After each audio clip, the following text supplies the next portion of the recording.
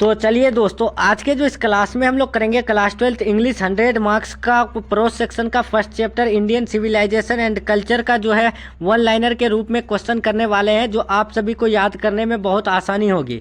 तो इसीलिए जितने भी स्टूडेंट अगर क्लास 12 का फाइनल बोर्ड एग्जाम 2024 में देना चाहते हैं तो आप लोग जो है इस क्लास को अच्छे से देख लीजिएगा दोस्तों। इसमें आपका जो है पूछा गया क्वेश्चन भी है और वो ये वन लाइनर के रूप में मिलेगा, आपको याद करने में आसानी भी होगी। और जो भी स्टूडेंट अगर इस क्लास को अच्छे से देख लेंगे और इसके बाद अगर आप लोग कहीं पर भी ऑब्जेक्टिव प्रैक्टिस करेंगे तो इसका 100% गारंटी है कि इंडियन सिविलाइजेशन एंड कल्चर से एक भी क्वेश्चन नहीं छूटेगा। ठीक है दोस्तों, तो चलिए हम लोग जो है क्लास को शुरू करते हैं दोस्तों, बिना टाइम वेस्ट किए चलते हैं फर्स्ट क्वेश्चन देखिए कि यहाँ पर क्या पूछा गया है कि इंडियाज ग्लोरी इट रिमेन्स, मतलब कि इंडिया की जो खूबसूरती है वो इट रिमेन्स मतलब कि वो है। तो क्या है, तो आप सभी को याद रखना है दोस्तों, यानी इंडिया की जो ग्लोरी है ना वो क्या है, इमूवेबल है। याद रखना है इंडियाज ग्लोरी इट रिमेन्स क्या, तो वो इमूवेबल मतलब कि वो अटल है। ठीक है, इसका राइट आंसर आप सभी को याद रखना है इमूवेबल होता है। और ये क्वेश्चन आपका ऑब्जेक्टिव में पूछे जाते हैं कि इंडियाज ग्लोरी इट रिमेन्स, तो आप सभी को याद रखना है इमूवेबल। नेक्स्ट क्वेश्चन दूसरा नंबर क्या है कि our forefathers did not invent machinery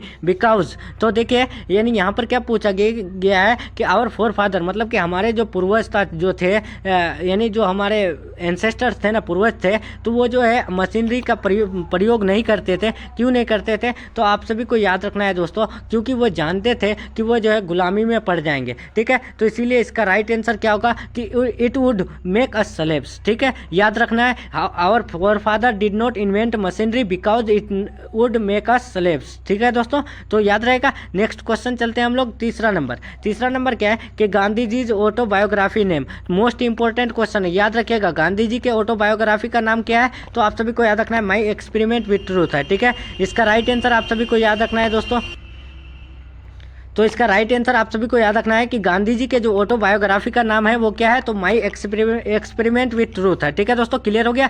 तो चलिए 4 नंबर देखते हैं। 4 नंबर क्या है कि the Gujarati equivalent for civilization means, मतलब कि सिविलाइजेशन के लिए जो है गुजराती इक्विवेलेंट का क्या मतलब है, तो आप सभी को याद रखना है गुड कंडक्ट मतलब कि अच्छा चरित्र। ठीक है, क्लियर हो गया। तो चलिए 5 नंबर देखते हैं। 5 नंबर क्या है कि the decline and fall of Roman empire written by, तो देखिए the decline and fall of Roman empire एक बुक है, तो इसको कौन लिखा है, तो आप सभी को याद रखना है एडवर्ड गिबन लिखा है। ठीक है दोस्तों, याद रखना है the decline and fall of Roman empire किसने लिखा है, तो एडवर्ड गिबन लिखा है। ऑब्जेक्टिव में पूछे जाते हैं। Next question 6 number, Gandhi ji chief weapons are, तो गांधी जी के जो है हथियार क्या थे, यानी मुख्य हथियार जो थे वो क्या थे, तो आप सभी को याद रखना है गांधी जी के मुख्य हथियार थे ट्रूथ एंड नॉन वायलेंस, मतलब कि सत्य और अहिंसा। ठीक है दोस्तों, याद रखना है गांधी जी के चिप्स वेपन्स क्या है, तो ट्रूथ एंड नॉन वायलेंस है। इसका राइट आंसर आप सभी को याद रखना है। Next question 7 number, Indian civilization is, मतलब कि भारतीय सभ्यता जो है वो है, तो वो है क्या दोस्तों, वो है based on believe in God,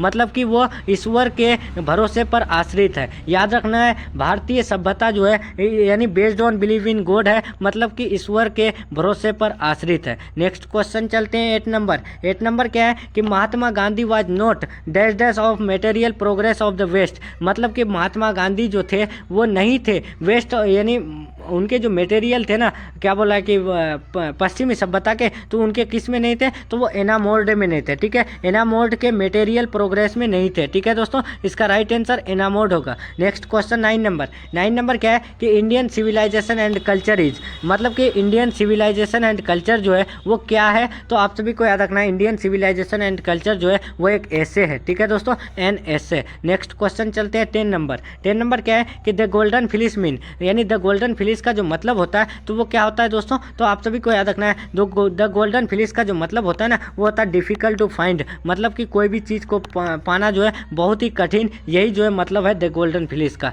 next question 11 क्या है कि Attic civilization belongs to, Attic civilization जो बिलोंग करता है वो कहाँ से बिलोंग करता है, तो आप सभी को याद रखना है ग्रीस से बिलोंग करता है। ग्रीस को हम लोग हिंदी में बोलते हैं यूनान। ठीक है दोस्तों, याद रखना है ग्रीस को हम लोग क्या बोलते हैं, यूनान बोलते हैं हिंदी में, और इंग्लिश इंग्लिश में ग्रीस बोलते हैं। तो एटिक सिविलाइजेशन कहाँ से बिलोंग करता है, तो ग्रीस से करता है। नेक्स्ट क्वेश्चन 12 नंबर क्या है कि civilization is the mode of conduct which points out to man the path of, मतलब यहाँ पर यह बोला गया है कि सिविलाइजेशन यानी चरित्र का वह पहलू है जो बताता है आदमी को, तो क्या बताता है दोस्तों, तो वो पाथ ऑफ ड्यूटी बताता है, मतलब कि कर्तव्य का रास्ता बताता है। ये सब क्वेश्चन आपका ऑब्जेक्टिव में 100% पूछा जाएगा दोस्तों। आप लोग को इस तरह से इसीलिए लाया दिया गया है ताकि आप लोग को याद करने में आसानी हो। नेक्स्ट क्वेश्चन 13 नंबर क्या है कि गांधी जी वाज बोर्न ऑन, तो गांधी जी हो जो है वो पैदा हुए थे वो कब, तो आप सभी को याद रखना है Gandhi ji was born on 2 अक्टूबर 1869, ठीक है। इसका राइट आंसर आप सभी को याद रखना है, गांधी जी कब पैदा हुए,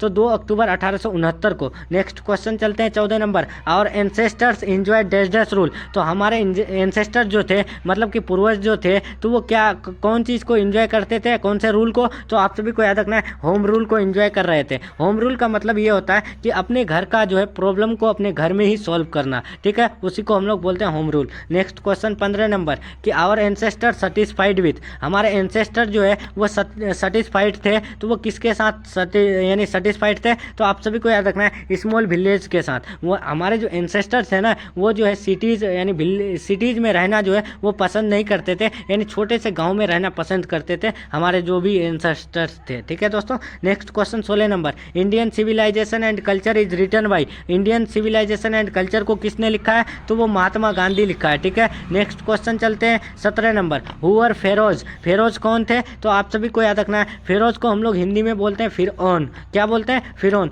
तो फिरौन कौन थे दोस्तों, तो आप सभी को याद रखना है वो इजिप्ट के शासक थे, तो उसको हम लोग क्या बोलते हैं रूलर्स ऑफ इजिप्ट, ठीक है दोस्तों। वो क्या थे यानी हु आर फेरोज, तो आप सभी को याद रखना है rulers of Egypt. Next question 18 number क्या है कि Mahatma Gandhi journal was associated with, यानी महात्मा गांधी जो है कौन से पत्रिका से संबंध थे, तो आप सभी को याद रखना है महात्मा गांधी का संबंध यंग इंडिया पत्रिका से था, ठीक है, याद रखना है दोस्तों, भूलना नहीं है। Next question 19 number, Indian civilization worship on, यानी भारतीय सभ्यता जो है पूजती है, तो वो यानी मोरलिटी को पूछती है, ठीक है दोस्तों, यानी इंडियन सिविलाइजेशन किसको पूछती है, तो मोरलिटी को पूछती है। लेकिन यहीं पर पूछ दे कि वेस्टर्न सिविलाइजेशन वर्शिप्स ऑन, तो वो इमोरलिटी मतलब कि अनैतिकता को पूछती है, ठीक है दोस्तों। और ये जो है इंडियन सिविलाइजेशन जो पूजती है वो मोरलिटी मतलब कि नैतिकता को पूछती है, ठीक है। नेक्स्ट क्वेश्चन 20 नंबर कि in the word of Mahatma Gandhi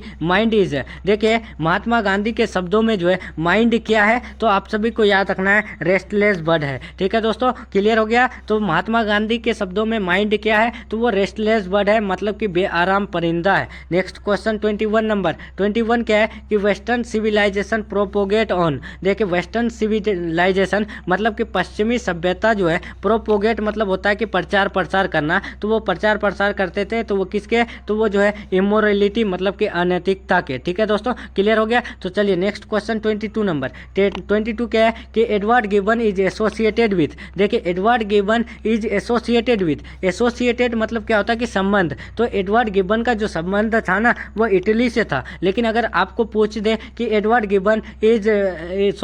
gibbon belongs to, तो वो इंग्लैंड, ठीक है दोस्तों। तो चलिए नेक्स्ट क्वेश्चन देखते हैं 23 नंबर, 23 क्या है कि एडवर्ड गिबन बिलोंग्स टू, वही क्वेश्चन है, इससे पहले बताया कि एडवर्ड गिबन जो बिलोंग करते हैं वो इंग्लैंड से करते हैं, लेकिन उनका जो संबंध है तो वो जो है इटली से है। नेक्स्ट क्वेश्चन 24 नंबर, 24 क्या है कि European civilization will mean for India, तो देखिए दोस्तों यूरोपियन सभ्यता के लिए इंडिया का क्या मतलब है, तो वो रूइन है, मतलब कि बर्बाद कर देगा इंडिया को, ठीक है दोस्तों, यानी रूइन फॉर इंडिया, याद रखना है European civilization will mean dash dash for India, ऐसे क्वेश्चन देंगे तो आप सभी को याद रखना है ruin for India. Next question चलते हैं 25 नंबर, 25 लास्ट क्वेश्चन है इस चैप्टर का दोस्तों, इस चैप्टर का जो है आपको 25 शॉर्ट क्वेश्चन मिला, ठीक है, जिसमें आपका 1 मार्क्स का पूछे जाते हैं ऑब्जेक्टिव, तो ये आराम से बन जाएंगे अगर आप लोग अच्छे से कर रहे हैं तो, ठीक है। तो Gandhi ji died at the hands of fanatic on, यानी गांधी जी जो है मारे गए हैंड्स ऑफ फैनेटिक मतलब कि कट्टरपंथी के हाथों में, तो वो कब मारे गए, तो आप सभी को याद रखना है 30 जनवरी 1948 को मारे गए थे, ठीक है, यहाँ 30 जनवरी 19 कर दिया गया है, ठीक, सिर्फ तो आप सभी को याद रखना है 30 जनवरी 1948 ईस्वी को जो है उनकी जो है यानी डेथ हो गई थी हैंड्स ऑफ फैनाटिक, मतलब कि कट्टरपंथी के हाथों में। ठीक है दोस्तों, तो क्लियर हो गया। तो चलिए हम लोग का जो है यहाँ यानी इंग्लिश का जो फर्स्ट चैप्टर है यानी इंडियन सिविलाइजेशन एंड कल्चर, उसका जो है पूरा ऑब्जेक्टिव क्वेश्चन जो है वन लाइनर के रूप में करा दिया गया। तो जो भी स्टूडेंट को क्लास अच्छा लगा है तो वीडियो को लाइक करके अपने दोस्तों में शेयर करने की कोशिश जरूर कीजिएगा, और कमेंट में जरूर बताइएगा दोस्तों आप लोग को कैसा क्लास जो है कैसा लगा, और क्या इसी तरह से आप लोग को और भी अगर चैप्टर चाहिए तो आप लोग जो है एक बार कमेंट जरूर कीजिएगा। ठीक है दोस्तों, तो चलिए हम लोग जो है क्लास को यहीं तक रखते हैं दोस्तों। और हाँ, जो भी स्टूडेंट को PDF चाहिए तो आप लोग टेलीग्राम चैनल ज्वाइन हो जाइएगा, MS12 इंस्टीट्यूट नाम से चैनल है। ठीक है, या फिर हमसे कॉन्टैक्ट कर सकते हैं। ठीक है दोस्तों, तो चलिए मिलते हैं हम लोग नेक्स्ट क्लास में नेक्स्ट टॉपिक के साथ। तब तक के लिए bye, take care, thanks for watching.